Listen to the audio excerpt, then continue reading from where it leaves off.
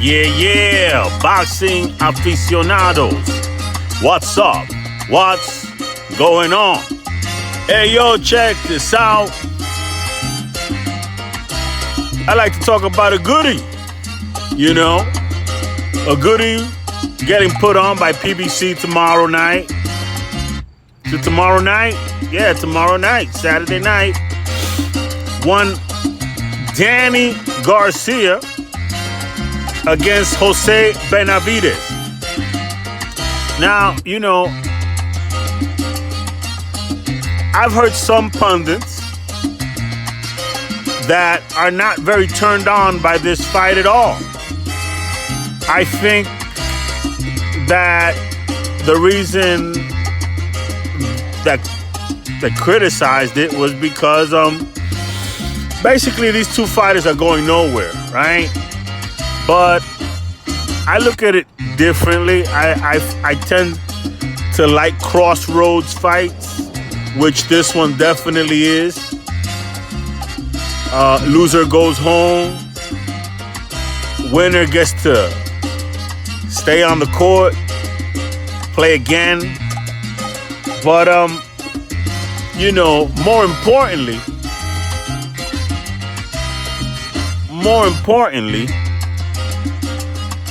the thing I like about CROSSROAD fight is that it tends to bring out the best in both combatants because they each got something to lose and a whole lot to gain, right? And this particular matchup between Danny Garcia and Jose Benavidez lets us see how Danny Garcia would fare against a former Terrence Crawford victim. I was gonna say a former Terrence Crawford opponent. I think victim may be a little inappropriate, but I'm gonna say victim nonetheless because the man got stopped. See, it's a fight between Benavidez-Crawford was a fight that Crawford got criticized because Benavidez lasted, I think he lasted 11 rounds or maybe 12. I don't remember if I know he got stopped. I don't know if it was in the 12th or 11th round or maybe even the 10th, but he went deep into the fight. He definitely went deep into the fight. And he had his moments. Not that he hurt Crawford in particular in any way, shape, or form or won any amount of rounds, but I think he pulled off at least 3-4 rounds in that fight, which he might have gotten, you know. But that's neither here nor there. The point is, how does Benavidez fare against Danny Garcia? I think that Benavidez has a good chance against Danny Garcia. What I like about this fight is that Danny Garcia has tree stumps for legs, and he might as well be planted in the ring because he hardly moves. The man has, they call him Danny Swift Garcia. I'm not sure why they call him Swift. There's nothing swift about him. Certainly not his footwork. So he's a standing target. And guess what? The one-legged Jose Benavidez is much the same in that his movements are limited because of his previous gunshot incident to his leg. So there's going to be a trade between these two fighters. They're going to stand there and hit each other. I think that Danny Garcia is going to get the worst for wear because he didn't show any power at 147 to speak of. Who he stopped at 147? Brandon Rios. But Brandon Rios was on, you know, basically had one foot out the door.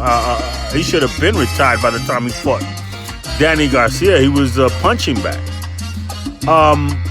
Other than that, at 147, he didn't stop.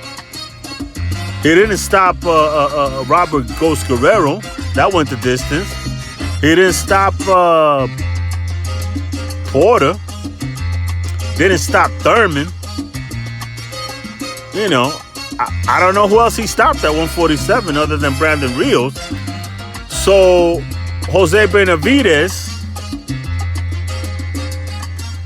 who was a highly touted prospect, who didn't fulfill the promise.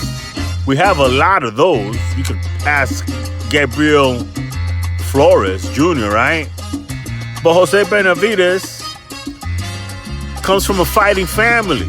This is a guy who's definitely a gym warrior, a gym rat. And he's slightly taller, bigger frame than Danny Garcia. And I believe he's going to wear the 154 poundage better than Danny Garcia. Will the added weight bring back some power into his punches? That remains to be seen.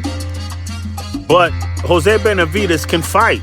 Jose Benavidez is not a pushover.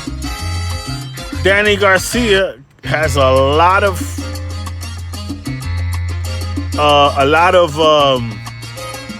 experience, but he hasn't been in the ring. Neither of these fighters have been in a ring, I think, in the last 2 years, right? So it's a good fight. It's very even. And I think that Jose Benavidez has a good chance of pulling this one out. I'm going to go on the limb on this one. I'm going to say that I pick Jose Benavidez, but I also pick that this fight is going to be very entertaining. On the undercard, we have one of the faces of the PBC, of the future of the PBC, Gary